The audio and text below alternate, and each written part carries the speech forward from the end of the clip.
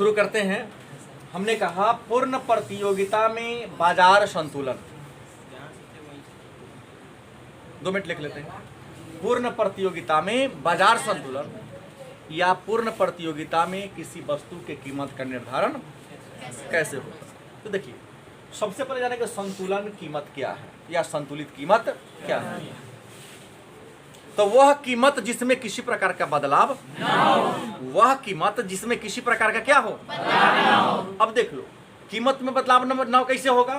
तो मान लिया कि बाजार में किसी वस्तु के 100 इकाई की मांग है, वस्तु के कितनी इकाई का डिमांड है, डिमांड है 100 इकाई का और सप्लाई है 100 इकाई।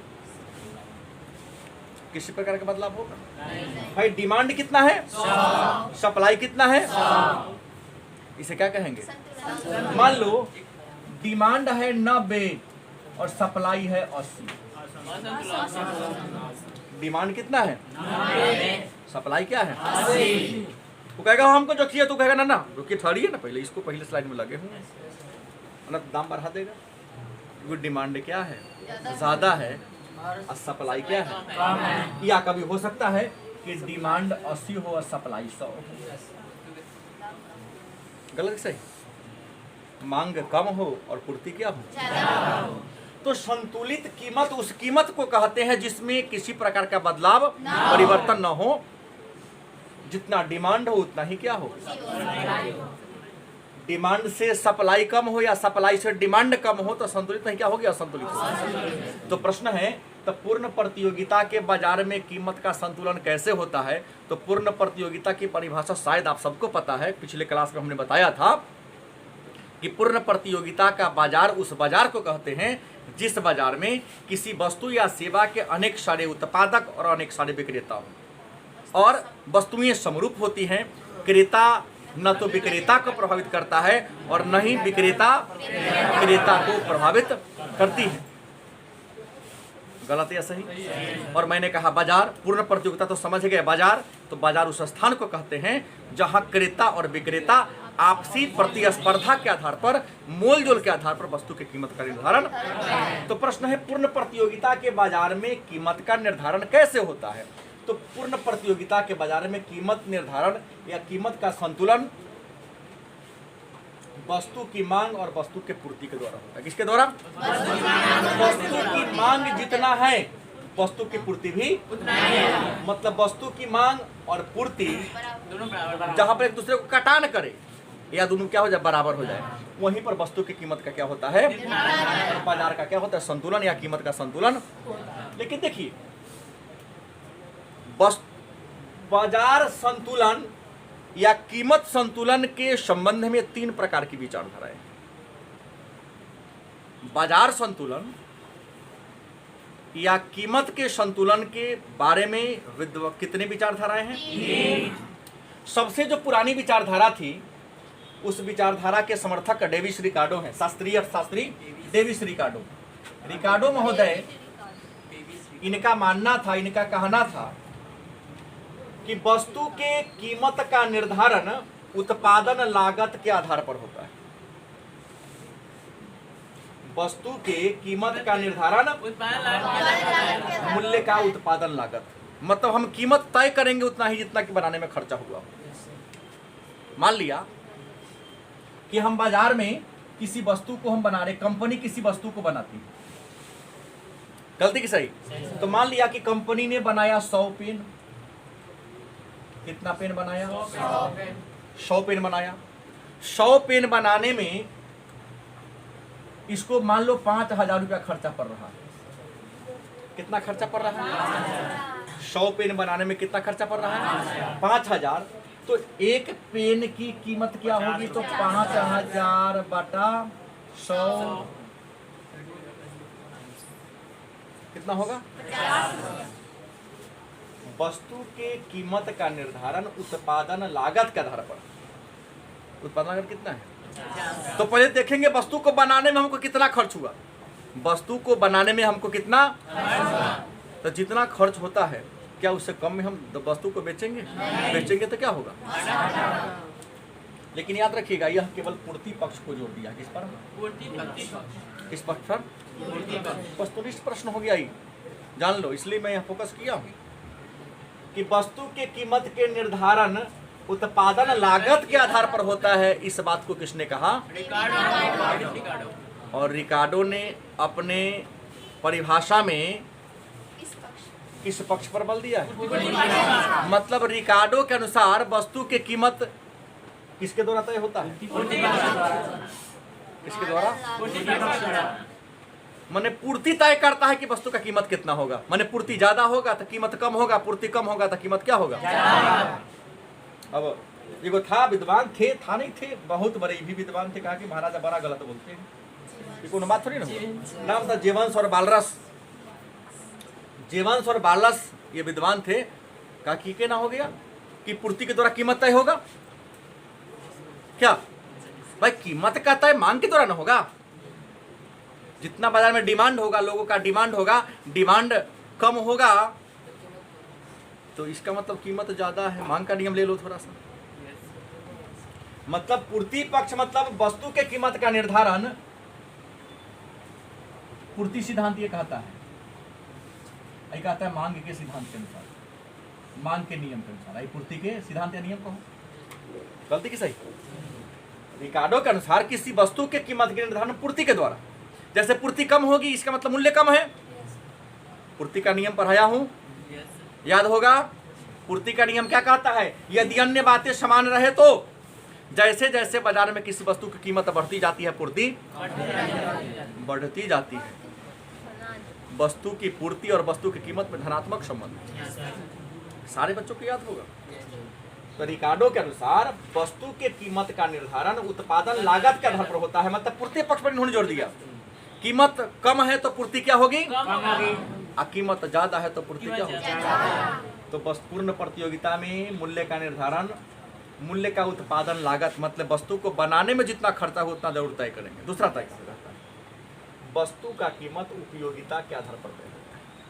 ये भी बताया, वस्तु के कीमत का निर्धारण किसके आधार पर होता है?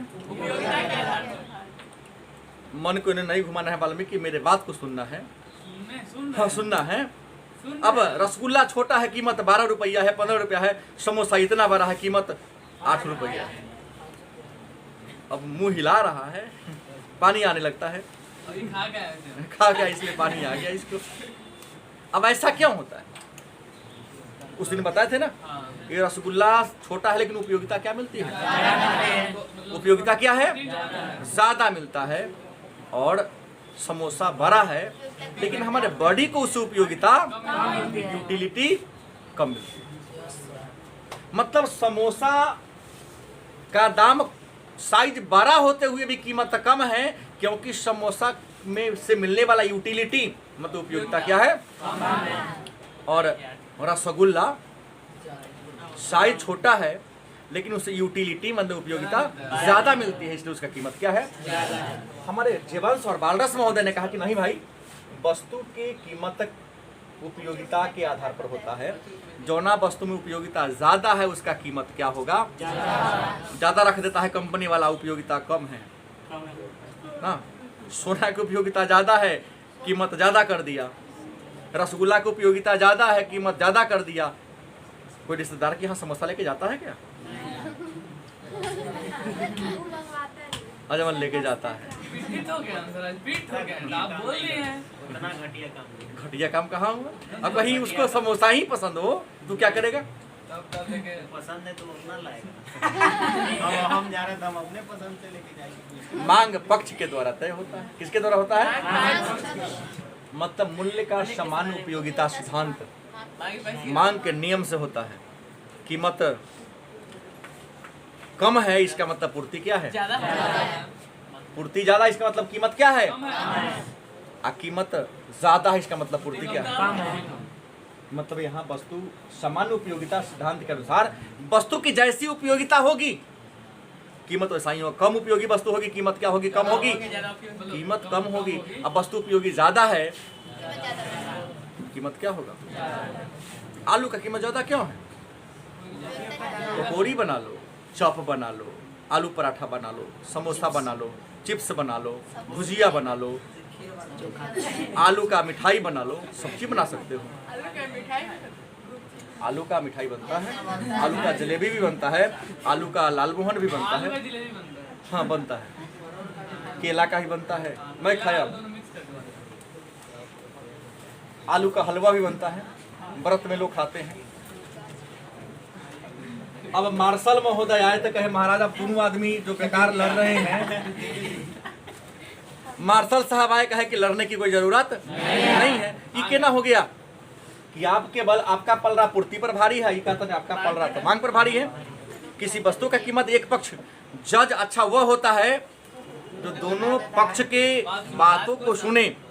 तो मार्शल महोदय रिकॉर्डे साहब के बात को भी सुना, हालांकि मार्शल से बहुत पहले, प्रतिष्ठित अर्थशास्त्री है, सुप्रसिद्ध क्लासिकल इकोनॉमिस्ट इनको कहा जाता है। इनके बात को भी सुना, जवान सवालस इनके बात को भी सुना, कहा कि दोनों तो हमारा से बड़े हैं, लफड़ा फंसाने से अच्छा है, मार फंसाने से अच्छा है कि दोनों के बात को मिला दिया जाए। इन्होंने स्पष्ट कहा कि वस्तु की कीमत मांग व पूर्ति दोनों के द्वारा तय होता है। मतलब जहां मांग की रेखा और पूर्ति की रेखा, मतलब इसको यदि हम रेखा चित्र के द्वारा आपको दिखा दे, YOX, आप जानते हैं पूर्ति यहाँ सप्लाई होगा, यहाँ पर क्या होगा डिमांड होगा। क्या होगा सप्लाई होगा, यहाँ सप्लाई की रेखा हमेशा ऐसे चलेगी और डिमांड की रेखा जहाँ पर मान लो ये बिंदु या ई बिंदु, तो जहाँ पर सप्लाई और डिमांड की रेखा एक दूसरे को क्या कर दे, मतलब जहाँ पर मांग और पूर्ति आपस में क्या हो जाए, वहीं पर वस्तु के कीमत का निर्धारण होगा और वहीं पर बाजार क्या होगा, संतुलन होगा। और इसी पर तीन सिद्धांत है पूर्ण प्रतियोगिता में मूल्य का निर्धारण। पहला कहता है मूल्य का उत्पादन लागत सिद्धांत, वस्तु को बनाने में जितना खर्च हुआ उतना कीमत तो जरूर रखेगा। दूसरा मूल्य का समान उपयोगिता सिद्धांत, हम वस्तु की उपयोगिता को देखेंगे, जिस प्रकार की वस्तु है उसके अनुसार वस्तु की कीमत को क्या करेंगे, तय करेंगे। गलत कि सही? आप देखते ट्रेन पर चढ़ के सब जाता है दिल्ली, 3 क्लास है जो ट्रेन में, कितने क्लास है, एक AC, एक रिजर्वेशन स्लीपर जिसको कहते हैं, और जनरल, सब चढ़ के दिल्ली जाएगा। गलती कि सही? अच्छा, जनरल में भी सीट गद्देदार होता है, ऐसा नहीं कि उसका गद्देदार नहीं होता, उसका भी सीट पहले था लकड़ी वाला, अब उस पर भी क्या बना दिया गया, गद्दा बना दिया गया। लेकिन रिजर्व स्लीपर जनरल में क्या है, पहले आओ पहले पाओ, नीतीश कुमार की तरह नंबर दिखाओ नौकरी पाओ, चाहे जिलेबी छानने वाला हो, रिक्शा चलाने वाला हो, ठेला चलाने वाला हो, पॉकेट मारने वाला हो, सबको बना दिया मास्टर, लग रहा लूजा कन्हा कुन्हा सबको बना दिया। कौन ओकर अपन बेटा पढ़े वाला है, यहाँ तो गरीब के बाल बच्चा पढ़ता है। अब विरोध करता है, जब सरकार भी कहते नीतीश कुमार के नहीं टेस्ट लेंगे एक बार, सब चोरबा मास्टर से कहता है कि हम आत्महत्या कर लेंगे, आत्मदाह कर लेंगे, हाँ धमकी देता है। कमजोर सरकार क्या करोगे, सत्ता का लालच है, एक बार कहता कर लो बेटा कोई दिक्कत नहीं है, लेकिन बिहार के सारे गरीबों के बच्चा को हमको जीवन सुधारना है तो हम टेस्ट लेंगे तोरा से, तू पास हो। यहाँ तक फेल हो 3-3 बार, मैं ऐसे टीचर को जानता जो टेस्ट में 3-3 बार फेल हुआ, जो मास्टरे बनल है। घोषणा के नीतीश कुमार जो फेल हो जाएगा उसको मास्टरी से हटा दिया जाएगा। सही बोल रहा हूँ मैं? ऐसा हुआ, सब फेल हुआ, 90 नहीं 99% मास्टर टेस्ट में फेल हुआ, आप फिर विद्यालय में पढ़ा रहा है, उसको मौका दिया गया दोबारा में फेल, तेवारा देहू में फेल, तो कहना 10वां में हंसुआ खुरी पे बेट सब पास हो, इसे पास कराएगा।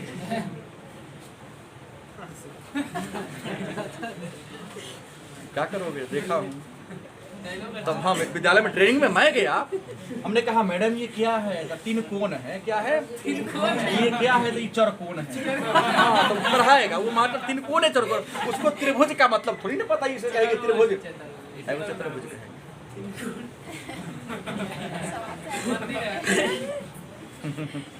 चलिए कलयुग है, ये तो मेरे साथ घटना घटी इसलिए हमेशा याद रहता है। आपके मतलब सामने में ही था? हाँ, ये हम ही ने पूछा था हमसे ट्रेनिंग में। हम देखे लड़का सब कुछ नहीं आता तो उनसे हमने प्रश्न किया था, मैडम थोड़ा ये सब पढ़ के बताइएगा। हम क्रोध आ गया, हम लोग गए हमको 1 महीना का ट्रेनिंग था उस विद्यालय में। विद्यालय में बच्चों की संख्या बढ़ना शुरू हो गई। बहाली कहाँ से होता है इसका? नंबर दिखाओ है, नंबर दिखाना है। बता रहा हूँ, पढ़ने वाले लोगों को बिहार में देखा हूँ जो स्कॉलर हैं, जिनके पास क्वालिटी है, उसका परसेंटेज कम नहीं, है। ये भी होता है सर, हम जो छोटे कास्ट को जो मिलता है ना आरक्षण, ना वो नहीं, हम तो नीमन की बात कर रहे हैं। कम पड़ता हो जाता है, देख लीजिए ना, आता वो नहीं अलग है। बात है। सर मुखिया वाला कमाल है सर। हाँ, बाजार कीमत और सामान्य कीमत हर साल पूछता है प्रश्न। 2 नंबर का प्रश्न है। मतलब अभी एक चित्र से मैं इसको समझा देंगे। या छोड़ो, इतना भारी बताएंगे टेंशन में आ जाएगा, आत्महत्या करने पर। टीचर नहीं बनना है इसमें। सामान्य कीमत,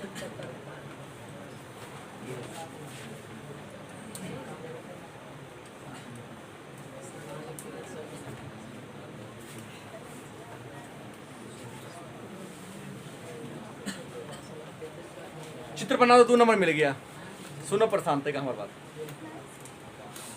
बाजार कीमत क्या है? तो किसी निश्चित समयावधि में बाजार में किसी वस्तु के प्रचलित कीमत को बाजार कीमत कहते। क्या कहते हैं? परसों गए गोभी 80 रुपये खरीदे हम, अकाल गुदरी में ठेला चला 40 रुपये, 40 रुपये, ये हो गया बाजार कीमत। पिल्लू वाला होगा वो। हाँ, पिल्लू वाला होगा, हाथ में रख लेता, चला ले लू ना खाए, गोभी ना पचे।